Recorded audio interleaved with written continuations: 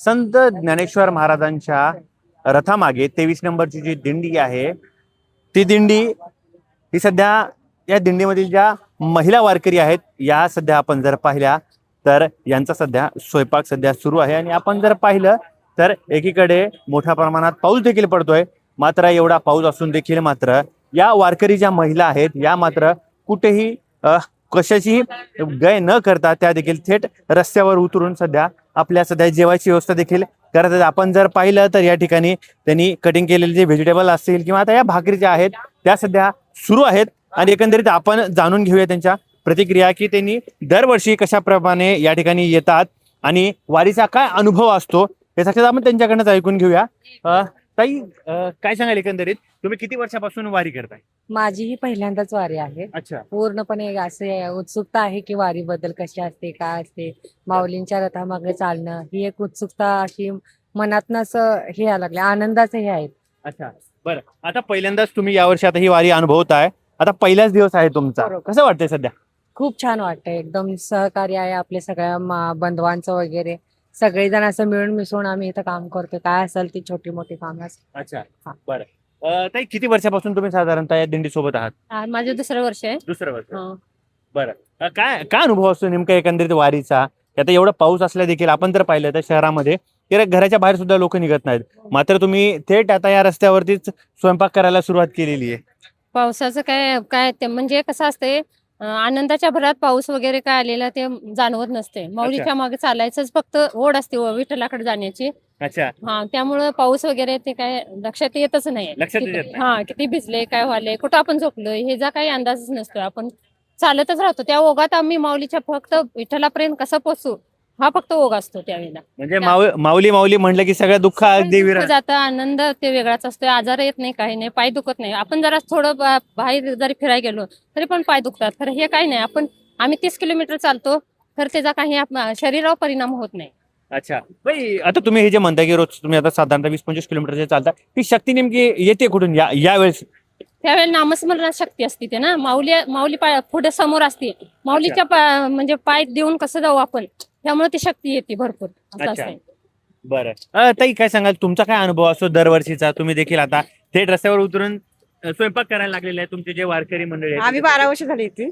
12 वर्षापासून। हा, छान वाटतंय माऊली संग जायचं ते हे म्हणल्यावर मस्त वाटतं। अच्छा, महाराष्ट्रामध्ये जर म्हणलं तर आपण वारकरी संप्रदाय हा खूप मोठा आहे आणि याला म्हणजे महिला असतील किंवा पुरुष असतील या ठिकाणी सर्व माऊली म्हणले की आपल्या घरची मंडळी होते, हे खरी गोष्ट आहे का? आनंद आहे, आनंदाचं हे होतं, आनंदाच्या भरात कसं पण चालतात, काय वाटत नाही। रथामागे आम्ही 23 नंबर असते, आजरेकर दिंडी आमची।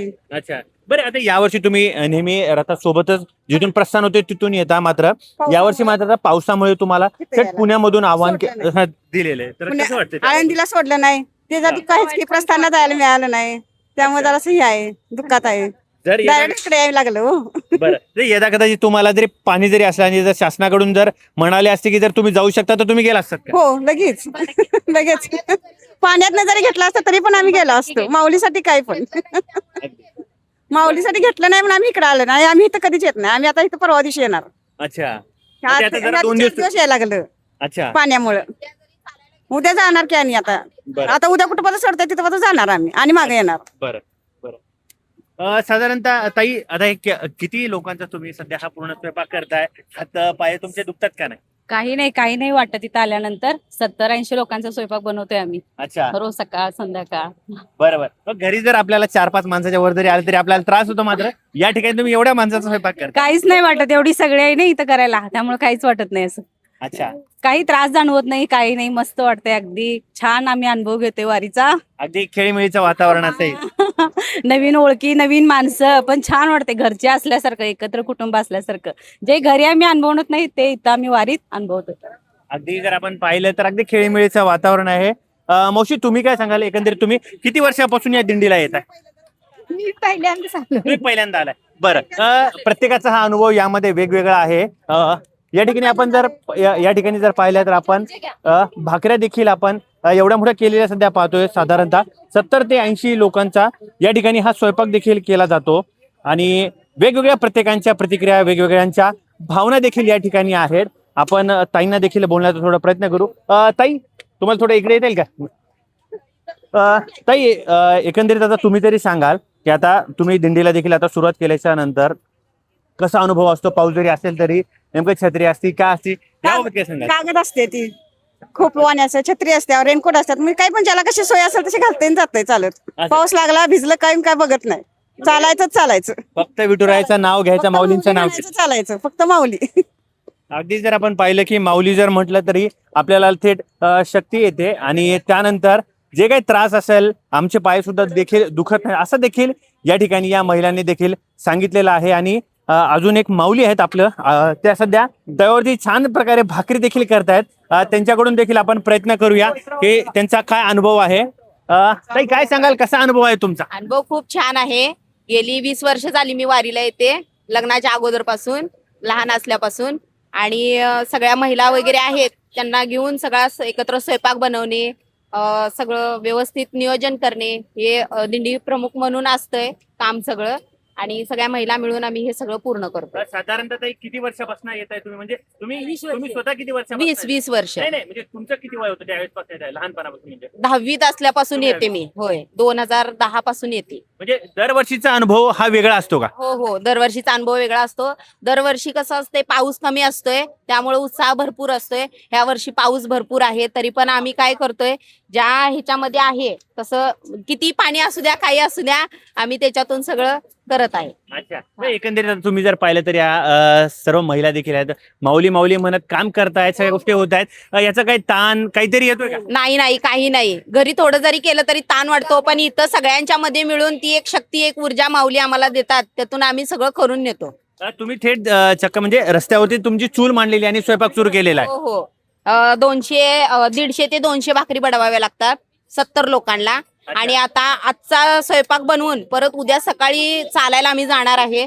तर त्या चालायला जाणाऱ्या शिदोरी जी आहे आमची, तर प्रत्येकाला 2-2 भाकरी ह्या प्रमाणे आम्ही सगळ्यांना देतो. बरं, ताई, एकंदरीत एक तुमच्या या स्वयंपाकात एक वैशिष्ट्य म्हणजे कांदा आणि लसूण काही वापरत नाही का?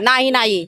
जसं चातुर्मासामध्ये लोक कांदा लसूण खात नाही, तसं आम्ही आजरेकर म्हणून आहे, त्यांनी आम्ही कांदा लसूण वगैरे खात नाही. जिरो मोहरीचीच फोडणी वगैरे असते, अच्छा. जिरो मोहरीच खातो आम्ही. कशामुळे नेमकं हे वर्ज करताय तुम्ही? वर्ज कसं तामस आहे म्हणून. अच्छा. हा, चालताना वगैरे त्रास होऊ नये, पिताचा त्रास होऊ नये, पुन्हा शारीरिक दृष्ट्या काही हे होऊ नये, याच्यासाठी व्याधी होऊ नये. अगदी जर आपण पाहिलं तर 5 स्टार हॉटेलला देखील लाजवल अशा प्रमाणे यांची सध्या या ठिकाणी आता हे स्वयंपाक सुरू आहे. आणि त्यांनी देखील सांगितलेलं आहे की रोजच्या आम्हाला साधारणतः 140 ते 150 ज्या भाकऱ्या आहेत त्या कराव्या लागतात. साधारणतः 70 वारकरी या ठिकाणी आहेत. या ठिकाणी महिला असतील आणि पुरुष असतील दोन्ही सुद्धा मिळून साधारणतः 70 या ठिकाणी हे वारकरी आहेत. आणि ही 23 नंबरची दिंडी आहे.